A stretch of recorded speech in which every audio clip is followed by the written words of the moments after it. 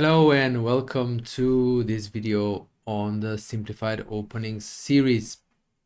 This video was inspired by an amazing game that took place recently in the American US Championship, and the game was between Hans Niemann and Fabiano Caruana. Fabiano Caruana turns out to be a very unpleasant opponent for Niemann. He has a very good score against him, and therefore it's not surprising that even when playing the black pieces, he takes some risks and tries to play for a win.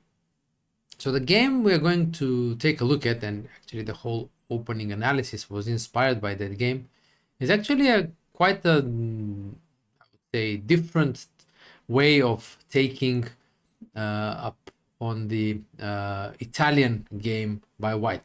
So after the move z4, e5, knight f3, knight c6, bishop c4, we have looked at, even on this channel, many lines starting with knight f6.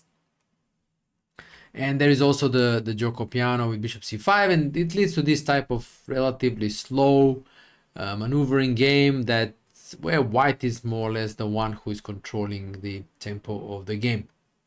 So this video actually concentrates on something very much different, and it's an attempt by black to wrestle the initiative from white very early on.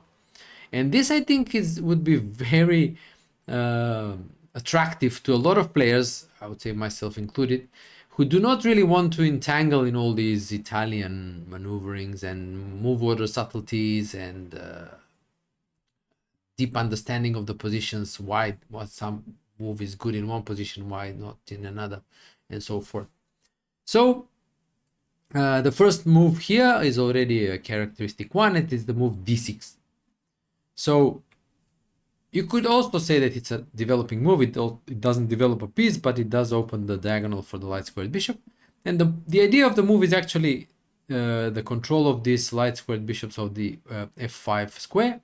So basically, black wants to go f5 very early on, similar to the Janis gambit in the Ruy Lopez. Only this time, probably a bit more risky because the bishop is already on the diagonal that is going to be weakened by the f5 move. Now in this position already, white has a choice, and it's a principal choice at that. Is he going to go for immediate play in the center with the move d4? Yeah. Or is he going to do something more slow, maybe with c3 first? And immediately, I'm kind of happy to point out that the positions after d4, ed4, we have already analyzed on this channel, and I would point you out to the video called Simplified Openings, dealing with the Scotch and escaping all gambits with a single move. Look it up also on the in the playlist on e4, e5. In that case, the move order analyzed here was via the Scotch opening, so I'll just show you. So here d4 on move 3, ed4, bishop c4, and now the move d6. So we're getting the same position. So you can go to that video as kind of a backup solution, yeah. Because here in this video, I will analyze a different choice by black, and that is the move knight f6, which I think is also useful to know, especially as it can lead to a transposition if white starts with the short castle first instead of d4. So let's take a look at knight f6 first. So after knight f6, the first thing we need to know is that after d5, d5, take on d8, knight d8, the endgame is absolutely equal. The pawn on e5 is hanging, but so is the pawn on e4. So knight e5, bishop d6, developing with tempo, knight drops back, knight e4, equal endgame. So this is harmless. Another harmless move is the knight g5, sort of a two knights idea, but the point here of the fact that the pawn is already on d4 works in black's favor, because after d5, the usual reply against the two knights, ed5, knight takes d4, already a pawn is taken on d4. So this obviously works in black's favor. And here, just to compare, let's say d6, queen d6, it's good for black. Let's say knight f7 attacks the queen and the rook, but after queen c6, black wins. The bishop is attacked, and so is the g2 pawn. And after bishop takes f7, check, king e7, bishop b3.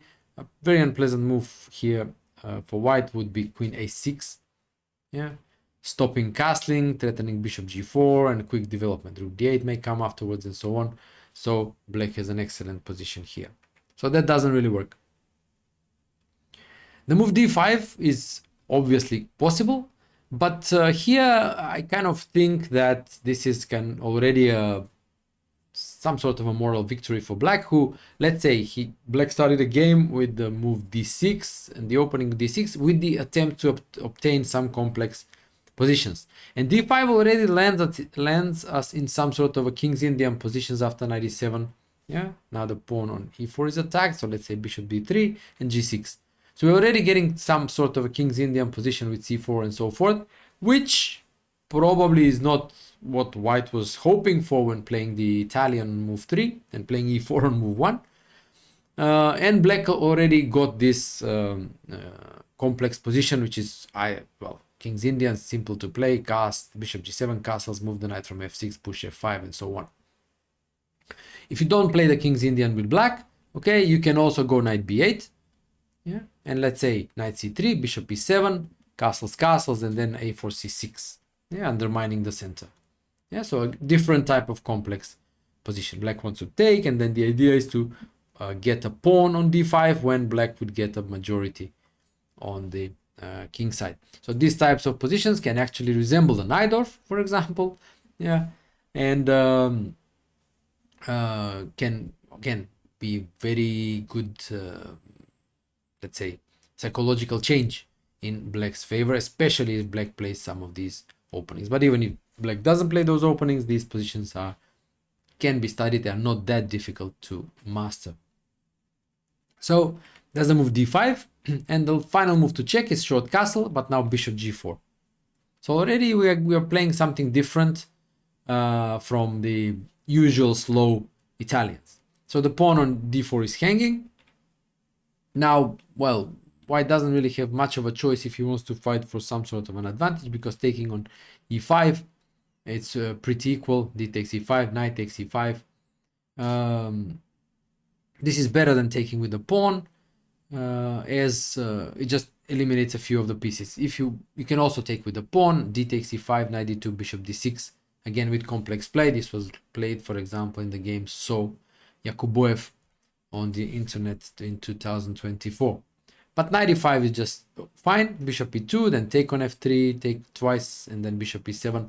And we have some sort of a Philidor type of position, e4 versus d6 pawn center, but very comfortable for black, as there are only two light pieces left on the board, and they are easier to manage with less space. So knight d7, bishop f6, and so on. The position is somewhat simplified, but there is still a lot of play in it, and objectively black has no problems. So d5, knight d4 is obviously good for black. So c3 is the only move, but after bishop e7, white can't really sustain this tension in the center for too long. Let's say knight bd2 to develop is not possible because the pawn on d4 is hanging due to the pin. So sooner or later white is forced to push d5, and now knight b8. And again, we're getting this very complex blocked center position. And for example, it's notable that there was a game played online between Giri and Artemiev, and I think it's like in 3 more moves, Giri with white was already worse. So I will show you that game. Knight bd2, normal move, yeah, defending the pawn on e4, castles, h3, bishop h5, bishop e2, already a mistake. Sensible mistake, you could say, because it breaks the pin on the d1 h5 diagonal. But here the problem is that after bishop g6, white cannot defend the pawn on e4. So now either queen c2 or bishop d3 runs into knight d5, and the bishop is not defended on d3, or the queen on c2 would be pinned. Artemiev missed this chance. He was still better by playing c6, knight d7 and c6. He won eventually, but okay, you just can see how quickly things can go sour for white. Bishop d3 is probably better to defend the bishop in this way. And here I would like to show you a plan that we will see also in some of the other lines. Funny story about this plan. I've known it for a very long time in these e4, e5 positions, and for some reason somebody told me that it was called like some sort of like a Yugoslav plan or something like this. And it was according to some Yugoslav player, I don't remember the name, who actually played it in literally all these e4, e5 positions whenever he could. Yeah, so it's kind of a universal plan, and it's not bad at all. I've also noticed recently that Aronian has played it in some of his games. It's a plan worth having in mind. Okay, so let's say make some moves. Let's say knight b7, bishop e3. Now bishop h5. Okay, threatening maybe knight g4, c4. Yeah. Okay, knight g4 is still not a threat. But now comes the plan, and the plan is the following: h6 with the idea of knight h7 and then knight g5. That's the plan. And what normally you manage is either to exchange the knights, which eases a bit black's position, and also it opens the path for the f file, for the f pawn, so some f5 ideas happen. Here it works even better because the bishop on h5 pins the knight on f3 and puts more pressure on white's position. So let's say knight c3, knight h7, bishop e2 to break the pin on the knight. And now another idea of the plan: the knight on h7 frees the path of the bishop to g5. So not only knight g5, but bishop g5 is also an idea. And here this can be used to exchange the passive dark squared bishop. So bishop takes f3, bishop takes f3, bishop g5, and black has no problems here. After the bishops are exchanged, black will concentrate on the f5 push, short castle. Maybe the queen will come to g5, to h5, to h4, knight g5, and so on. Very comfortable position with good counter chances. So this is the move d4. Yeah, a very principled move, which, like I said, you can deal with in two ways. Here we examine knight f6, but also you can take a look at these Philidor type of positions after e takes d4 in the video I mentioned, called dealing with the Scotch and escaping all gambits with a single move. Now let's take a look at another move, which is the move short castle. And here what black should do if he wants to avoid transpositions to some Italians, for example, bishop e7, not knight f6, knight g5, yeah, but bishop e7, just to show you. Okay, just knight f6, knight g5 is already problematic because d5 must be played, and white already made a very useful move short castle, so this is bad. And bishop e7, c3, knight f6, d3 is already a transposition to these slow Italians, only that the bishop is on e7, so the lines with bishop e7 instead of bishop c5. Yeah, even though the fact that black hasn't castled short, yeah, may work in his favor if you're in favor of the, let's call it the Yugoslav plan, and you can go h6 and knight h7. Up to you, really. But probably the best move here is the bishop g4 again, threatening knight d4. Yeah, so c3, knight f6, and now d3. If d4, bishop e7, we already looked at this position via the move order for d4. So d4, knight f6, c3, bishop e7, d4, knight f6, castles, bishop g4, c3, bishop e7. Yeah, and here white played d5. And if d3, bishop e7, knight bd2, again you can go castle, but Yugoslav plan h6 works really nice. Let's say b4, because if white doesn't expand in the center, which he cannot now because of the pin, d4 is well controlled. The only plausible plan is to grab some space on the queen side. Yeah, but this doesn't bother black at all. Knight h7, let's say h3, bishop h5, queen b3, avoiding the pin. Yeah, but knight g5 works nicely. Knight g5, bishop g5, no problems. Yeah, short castle, maybe the king will move, f5, and so on. So it's a good position for black. So that's short castle. Yeah, so we basically saw the alternatives d4, short castle, and that leaves us with the move c3. Yeah, and now f5, so immediately attacking the center. And here already the fun bits start, because I'm afraid it's going to be kind of a longish video, because there are a lot of fascinating lines to explore, to analyze. I've looked at this quite deeply, and I will show you the main findings, let's say, of my analysis. So 3 sensible moves here for white. One is to take that pawn. Yeah. The other one is to go queen b3, immediately taking advantage of the weakened long diagonal. And the third move is the move d3, which Nieman played in the game. So let's start with e takes f5, bishop takes f5. And if you look at this position, even without the exchange on f5, things can get quickly critical for white, because black is attacking the center and attacking the pawn on e4, and now without that pawn, d5 is a threat, and black threatens to achieve this very beautiful pawn center, and white can immediately become a lot worse.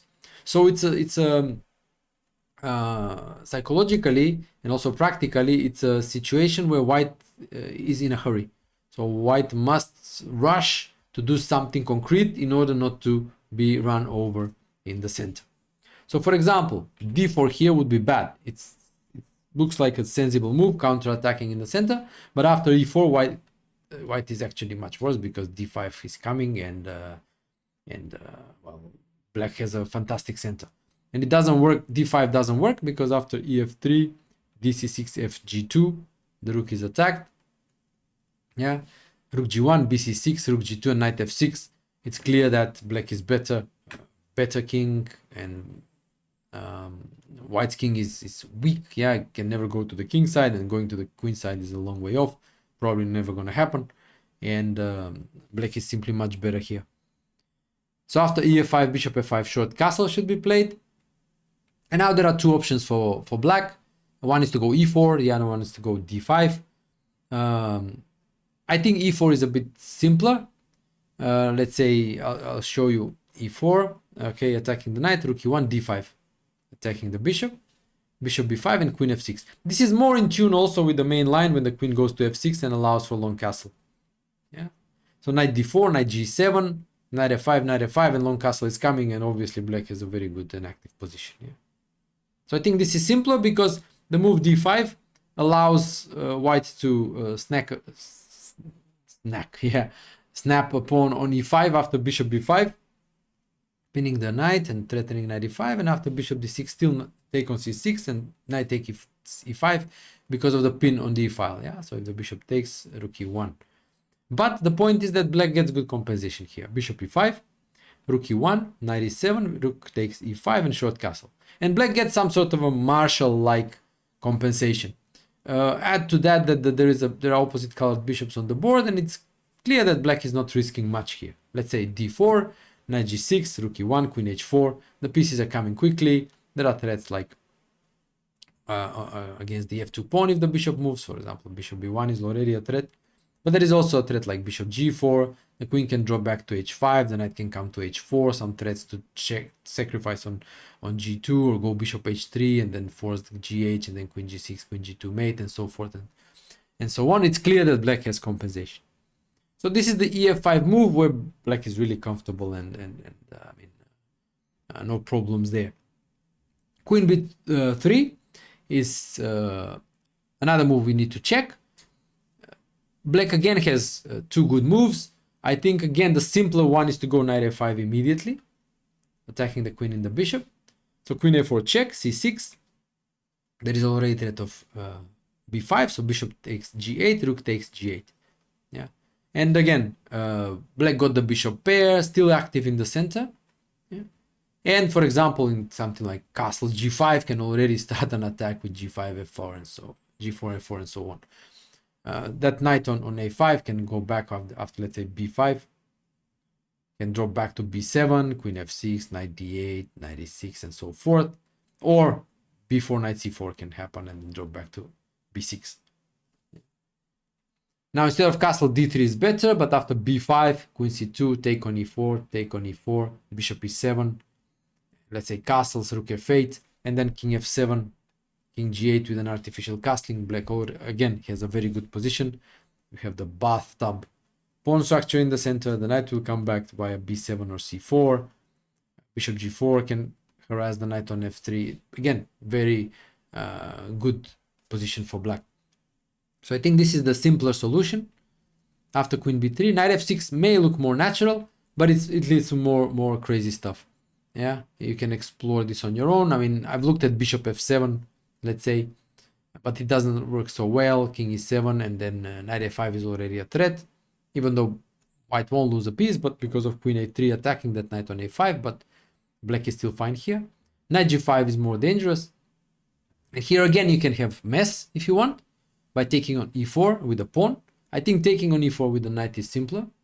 So let's say fe4, knight f7, knight a5, counter-attacking, and the queen on b3.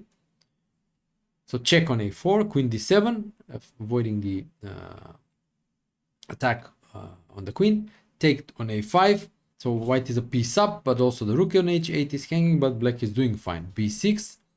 Yeah. The point is, if the queen drops back to a3, there is d5, and the queen is attacked, and the knight is attacked, and the bishop is attacked. So knight e5 is best. B takes a5, knight d7, bishop d7 with an equal endgame. So equal material, black has somewhat broken structure, but good center. Yeah, d5 in good development, bishop d6 an advantage in development also. Yeah. So this is a kind of a complicated line. Knight e4 I think is kind of simpler, but simpler also taking with a grain of salt. Yeah. Knight e4 d5 is fine for black. Knight e4 d5, bishop d5, knight a5. Yeah, bishop f7 check, king e7, queen a3 check, king f7, take on a5, take on e4, castles, bishop d6, and again black has a king in the center, but very good development with the bishops. Yeah, the rook can come on f8, king g8, artificial castling, and complex position, but black is fine. Yeah, and there is also bishop f7 check after knight e4, king e7, knight e4 now knight a5, again the same idea, attacking the queen and trying to sever the connection with the queen and the bishop. Queen d5, c6, still pursuing the same idea. And now best for white is queen d6, knight d6, king d6, again with an equal endgame here. So there you go, queen b3. It can lead to some very interesting lines, but objectively black is fine. So d3 played by Niemann. And now again a choice for black. I like this line a lot because you can see on every move black has a choice of more than one good option, and this makes it more difficult for white to prepare against, and also easier for black to prepare for, because it's you choose just one of those lines which you prefer. So here, for example, Caruana played the move queen f6, but immediate f4 is also fine. Yeah. For example, if d4, yeah, queen f6 now is possible, but it's also possible to put the queen on e7, reserving this f6 square for the knight. So first, still intending g5 because the queen is supporting the pawn on g5, g5, g4, but the knight can be developed on f6, for example. But nothing wrong with queen f6 as in the Caruana game. Now b4 is another move, and now queen f6. Yeah. And this has been played. And it's curious that the engine's best move here is the move h4, which already is signifies that this idea of g5, g4 is quite dangerous for black, and the engine recognizes it and wants to stop it by playing h4. So just to show you how dangerous it is, let's say white continues with the expansion on the queen side with a4, g5. Already great position for black, queen b3. Yeah, attacking the knight on g8, but the knight goes to e7, h3, h5, and already g4 is a massive threat. Yeah. In case of h4, trying to kind of stabilize the king side, it doesn't quite work. This was played in the game Drozdovsky-Nihal Sarin this year, 2025 on the internet, and here Nihal could have played g4, and white has issues, yeah, because if knight fd2, knight g6, there are problems with the pawn on h4, and g3 opens the f file, which is super dangerous. And in case of knight g5, knight d8 is a very cool move, controlling the f7, e6 squares. And then after bishop h6, black will collect the knight on g5 and win a pawn. So this shows you the real and immediate, very quick dangers that white can face if he is too lenient. So that's why h4 is better. And this was played in the game Mishra against Harika online 2024. And in that game, Harika played bishop e6, which was still fine. She wanted to kind of exchange the active bishop on c4 and decrease white's control of the a2 ga diagonal. This was fine, but it's also fine to go bishop e7 and keep more pieces on the board, because this is a nice plan to know. Black manages to castle short in the following manner. Let's say a4, knight d8, d4, knight h6, And then one of the knights will come to f7 and black will castle short and tuck away the king on h8 when he will be basically ready for playing the middle game. Prepare g5 maybe later on, maybe bishop g4, depending on circumstances and so forth. Yeah, so let's say knight d2, knight bd2, knight df7, then castles, king h8. So it's worth keeping in mind this maneuver, putting a knight on f7, yeah, and then castling short. And it's also worth pointing out a characteristic of the position that thanks to this very good control of the dark squares, black doesn't really mind or is not even bothered or disrupted in his plans by white's play in the center with d4. So this is the core understanding of the whole plan, why it works with this f5, f4, and so on, is because of this very strong structure in the center on the dark squares, which means that white cannot really follow the old dictum that, you know, an attack on the wing should be countered by attack in the center, because this attack in the center with d4 doesn't achieve much. Yeah, if d5, d5, and nothing has been changed, the center remains stable and black can continue with play on the wing. So as you can see, f4 is quite all right. Yeah, but Caruana played queen f6, yeah, which is also very good. I'm pretty sure he prepared this much greater depth that we are looking at it here, and he probably got to the conclusion that queen f6 is the better move, even though it has to be said it is the less practical move because it allows more options to white. So for example, already here after queen f6, white has quite a bit of different options, starting from knight g5, taking on f5, bishop g5, queen b3, short castle. All these are serious moves for white. Now let's start with the most direct, knight g5, immediately targeting the f7 square, so knight h6, covering the square, and now f4. Now this is a principled way for white to play, because if white recognizes the dangers that can arise after f4 and so on, pushing f4 himself allows him to kind of stop f4 and eliminate these dangerous pawns in the center. Yeah. So bishop d7, short castle, long castle, and he takes f5. And here, for example, this was played in 2 games by Vladimir Fedoseev. He has some of them, I think, analyzed in ChessBase, the mega database, and he actually called this d6 f5 idea against the Italian the Paravian idea, because Paravian was playing this online in the 2020, 2021, very early, much earlier, let's say, than the Caruana game that we are looking at, and he had quite good results here. Yeah? So in the let's say the original, original in a sense that the first game that reached this position, it was the game Fedoseev-Dubov, played in Moscow 2020, and I think Dubov played the simpler move here. He took symmetrically e takes f4, and after bishop f4, bishop f5, the position was equal. Fedoseev later won, but this has nothing to do with the opening. After knight f3, for example, d5 is the simplest. Dubov didn't play it, but d5, bishop b5, bishop d6 is already, I mean, pretty good for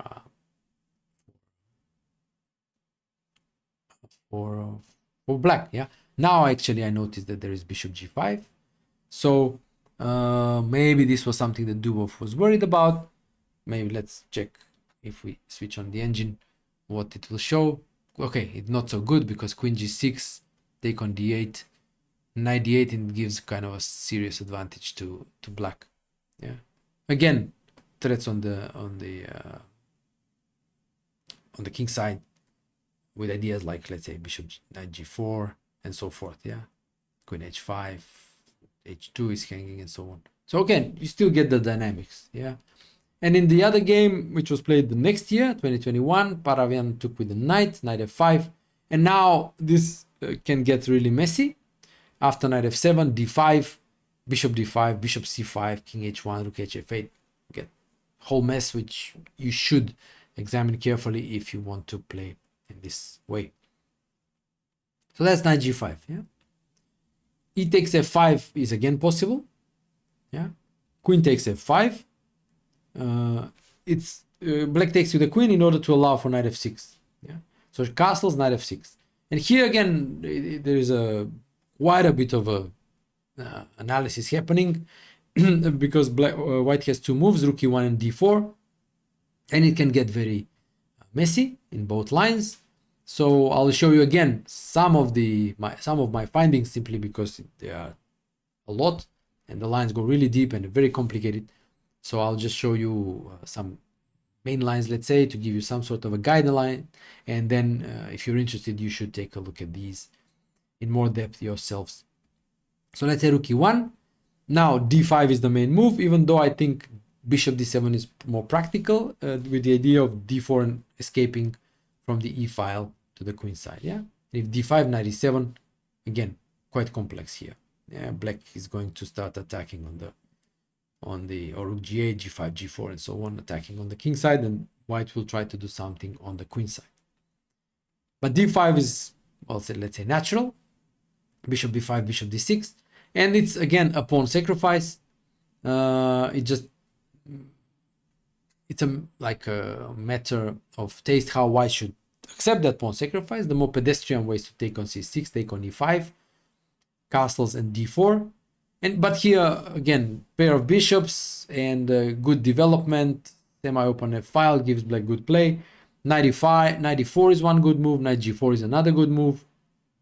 With the idea of cute tactic, knight g4, h5, and the knight cannot move because f2 is hanging, and otherwise black wants to take with a pawn, and when then queen h5 or queen h7 would expose the pawn on g2 on h2 and force maybe g3, which would weaken the light squares, which would be very nice for black thanks to that light squared bishop.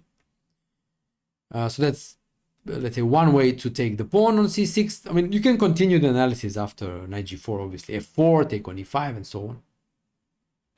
And the other one is more subtle in a way, knight d4, taking away of both pins on the e file and on the a4, e8 diagonal. So queen d7, f4 now. Yes, you want to take on e5, castles. And now again, tactics usually work for black. For example, white cannot really win a piece. Let's say bishop takes c6, bc, f takes e5. Yeah, it appears it's a fork. Yeah, but after knight g4, it turns out that ed6, queen d6, black is winning.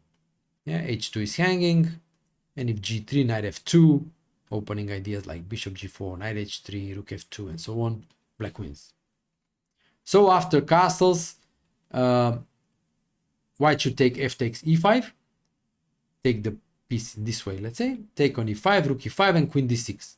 And again, a piece down for black, but tremendous activity. Now, just to show you that, let's say rook e1 just loses, take on d4, cd4, knight g4 with similar ideas. Yeah, h2 is hanging, and if g3, knight f2, and then knight h3, rook f2, bishop g4, depending on circumstances, and black wins. So here, in fact, white should give back the piece. Again, rook g5 is another move after knight d4, cd4, c6, and black has excellent compensation. There are two ways to, one way to return the piece, knight c6, bc, and bishop f4, but after cb5, obviously no problems for black here. And another one is to take on c6 with the bishop, queen e5, knight f3, queen d6, bishop a4, bishop g4. When we have a position where white has two pieces for a rook, but again, lag in development and black's activity, immediate threat is knight h5, and pressurize the knight on f3, knight can maybe come to f4, and so on. Black has very good activity here.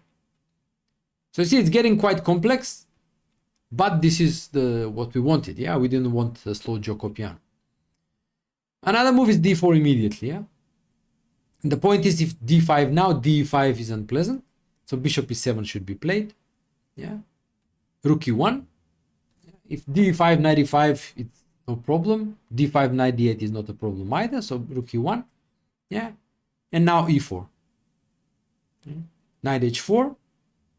Now again, two options for black. Queen d7 is the more complex one, intending d5, and I'll just show you a kind of the crazy line it can lead to. Queen d7. Now d5, knight e5 is bad for white. simply because that knight on h4 is stranded. So white should go bishop g5, d5, and now we're getting into some forced lines. Take on f6, bishop f6, queen h5 check, g6, knight takes g6, hg, queen g6, queen f7, king f7, bishop d5, king g7, bishop e4, and some move, let's say a5. Yeah.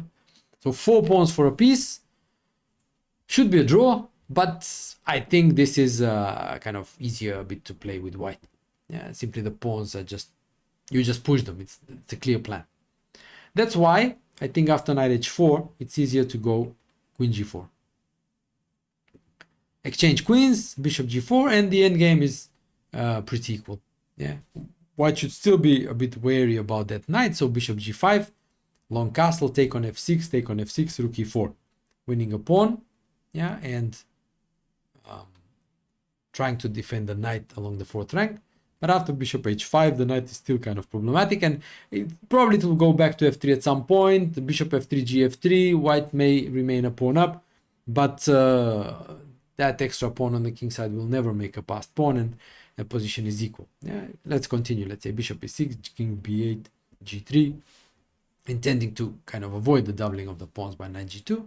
But after d5, rook e1, bishop h4, gh4, rook f8, it's clear again, it's equal. These pawns are not really an asset for white.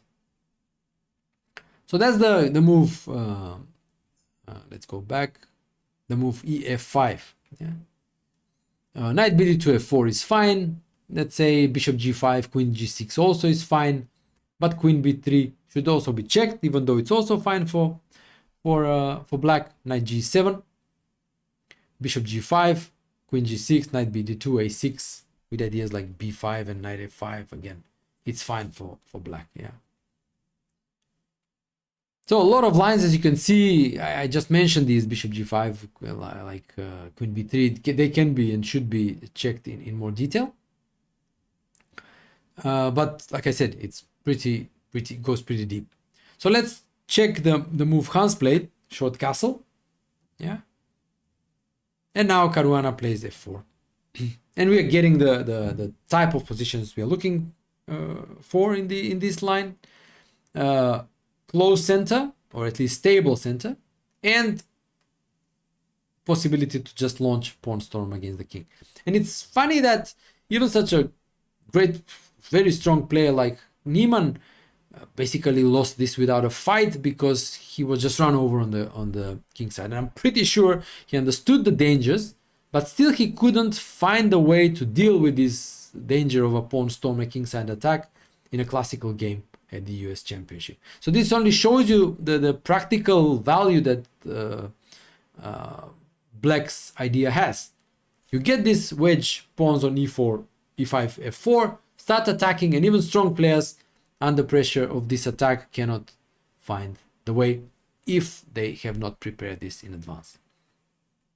So Hans played well up to a point, but already here the position is great for black. So this plan of d3 and short castle probably should be avoided for white. White played b4. If something like d4, g5, it doesn't change much. As we mentioned, the center is stable, and this is an most important prerequisite for a pawn storm or an attack on the wing. So b4, and here already Caruana had a stronger move than in the game. g5 already is quite good, simply advancing. Yeah, in a way it's a silly way to play, neglecting development, attacking before finishing development, and so on. But this is possible exactly thanks to the fact that the center is relatively closed and stable. So let's say knight a3, g4, knight e1, h5, knight b5, yeah, attacking c7, but queen g7, and it's a pretty solid advantage for black. Yeah, knight can come to f6, black can finish development, and the pawns are coming. Yeah, something will happen. h3, g3, f3, something will happen, and the position on the king side will be open for black's attack. Caruana played knight g7, and this is already probably a sign that he didn't analyze this too deeply, because as you could see, there were a lot of lines to analyze for white. Lines that white can choose White had quite a bit of a choice, and this is not the most critical one, so Caruana probably didn't pay too much attention to it. So knight g7 therefore is a bit less precise than g5. Now Niemann continued with a4, makes sense because center, nothing is happening in the center, so white should play on the queen side, but there was a better way to do so. And the better way is to still go d4, try to have some tension in the center, and after g5 to go knight a3. This is very hard to understand in a game because what white wants to do is to go knight b5 quickly and have some sort of threats on the queen side. Yeah. For example, here g4 would be bad. d5, d5, knight b5, and c7 cannot really be defended, and white wins. So there are two sensible moves for black here. One is knight g6, the other one is bishop d7. And let's say bishop d7 can lead to a curious quick repetition, yeah, for both sides, cannot be avoided. Let's say bishop d7 just to show you, yeah, knight b5 attacking c7, yeah, rook c8, and now d5 attacking the knight that covers a7, knight d8, take on a7 attacking the rook, rook a8, knight b5, rook c8, and it's a repetition. If really black wants to go gung-ho, he can sack the exchange and start pushing stuff, but objectively the draw should be taken. Therefore, probably knight g6 is better in a way to play for a win, knight b5 and king d8. But it gets sharp, and white can simplify the position by taking on e5, knight g5, knight e5, knight e5, bishop e2, avoiding the attack. Yeah, now f3. Take on f3, bishop f3, knight f3, queen f3, queen f3, g f3, bishop h3, rook d1, and rook g8. So pair of bishops. Yeah, white's king is still kind of not so happy. Yeah, being there's no attack, but the king is cannot be centralized. Yeah, and some weaknesses in white's camp, so there is compensation for the pawn here. So d4 was better. Yeah, or inverting the move order, knight a3 and then d4. a4 turned out to be slow. g5 already now, b5, and now knight d8. Going to a5 was also possible as it stops white's further advance on the queen side, but I think knight d8 is more typical for the whole variation. Yeah, d4, g4, knight e1, h5. It's silly how like looks very primitive, but it's so efficient. Yeah, and that's why I like this line. I mean, it's kind of, you can simply play in this primitive barbarian way. Yeah, just attack like crazy, yeah, and neglect all these development principles and so on. But as I said, this actually has a basis in the fact that the center is stable. So knight a3, knight e6. I won't mention all the kind of improvements or alternatives here in these games. For example, bishop e6 was possible here. Already, what we can conclude from the opening is that black achieved the objective of obtaining this stable center and having an attack against white's king.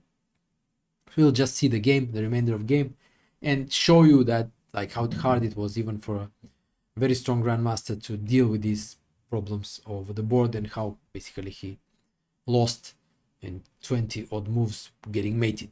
Yeah. So b6 was played, and the idea is to free the b5 square for the knight. c6, Caruana covers the square. Yeah.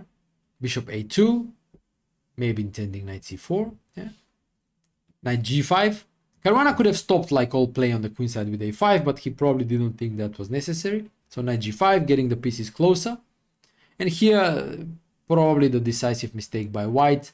He went knight d3. Knight c4 was better, and the computer still kind of finds way for white to create some sort of counterplay and keep the game going. But it's clear that for a human, this is very depressing, facing that attack on the king side. Yeah. So knight c4, knight g6, take on e7, rook a7, knight b6, bishop e6, take on e6, queen e6, d5, queen f7, how the line goes, and white manages somehow to stay afloat.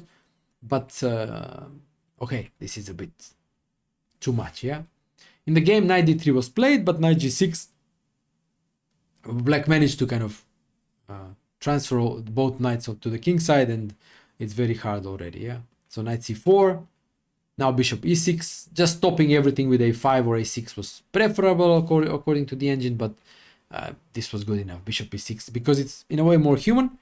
Now you can maybe stop and try to think what the idea is behind bishop e6. Very nice idea.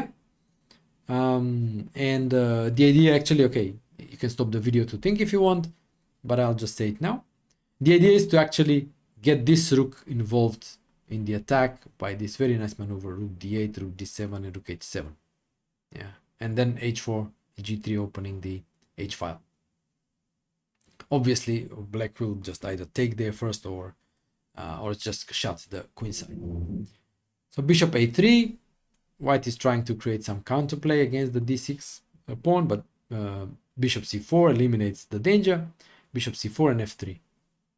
So g3, I mean, otherwise f takes g2, and then the knights are coming somewhere. Yeah, h4, g4, f3, h3, somewhere. Some mate will happen. And now h4. It's clear that black will open the h file and deliver the final blow there. Queen c2, and now final preparation for the rook transfer, take on b6. And the rook is coming, cannot be stopped. Rook d8, rook d7, rook h7, and hg3. And it's move 20. Yeah.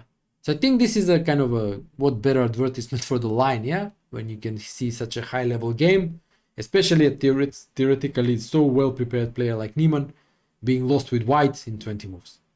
I think it will boost the popularity of the line for black. So let's see the remainder of the game. Rook a e1, rook d3, d5, rook d7, dc6, bc6. Nothing can stop black, yeah? Bishop c1, rook dh7, take on g5, queen g5, queen b3, hg3, it's game over, yeah? Queen b6, queen h4, and it's mate.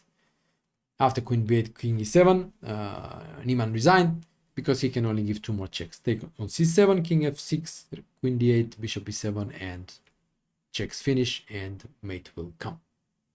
So he resigned in 28 moves, even though by 20 or even earlier, I think the engine shows a winning advantage on move 18 or earlier. Black was winning. Yeah. So,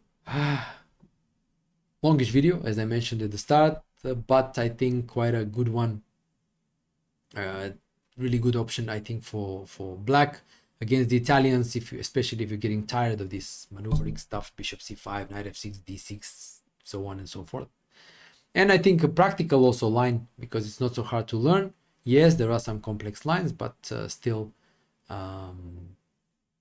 the principles are basically very simple. Just fix the center, launch an attack, and things tend to work out pretty nicely. So guys, I'll wrap up the analysis here. As always, check out my Chessable courses, and if you haven't done so already, make sure you subscribe to my Substack. Every Saturday I'm sending out a relatively short essay on a thought-provoking topic on chess. All sorts of topics, some theoretical, some endgame, some psychology. You'll get quite a mix there. And of course, if you haven't done so already, one more thing, make sure you smash that subscribe button and make sure that you don't miss any future videos. So thanks for watching, and I'll see you soon again. Cheers.